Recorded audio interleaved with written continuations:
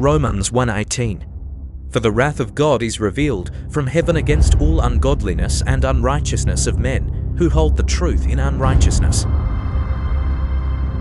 Romans 1:19. Because that which may be known of God is manifest in them, for God hath shewed it unto them.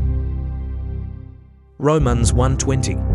For the invisible things of him from the creation of the world are clearly seen, being understood by the things that are made, even his eternal power and Godhead, so that they are without excuse. Romans 1:21. Because that, when they knew God, they glorified him not as God, neither were thankful, but became vain in their imaginations, and their foolish heart was darkened. Romans 1:22. Professing themselves to be wise, they became fools. Romans 1:23.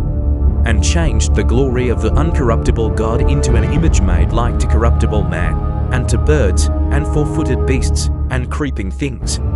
Romans 1:24. Wherefore God also gave them up to uncleanness through the lusts of their own hearts, to dishonor their own bodies between themselves. Whether a man lives in Saudi Arabia or United States, he knows something about God because God's invisible attributes are clearly seen. Consider the wind. Even though we cannot see it, we know it's there because its effects are obvious. Creation testifies to the existence, greatness, power, and glory of God. God taking his hand of restraint off, essentially saying, "You want to do life without me? You've got it, but understand."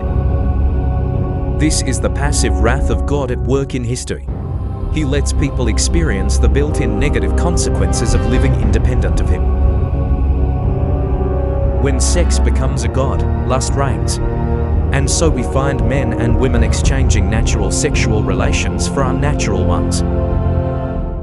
That is homosexuality and lesbianism. God allows us to pursue all kinds of sexual lusts, but the result is a mess.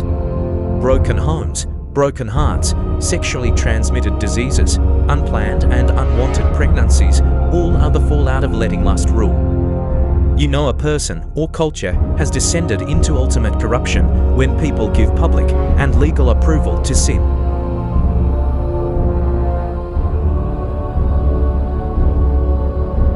God's judgment is not based on our self-evaluation of our morals, but is based on the truth.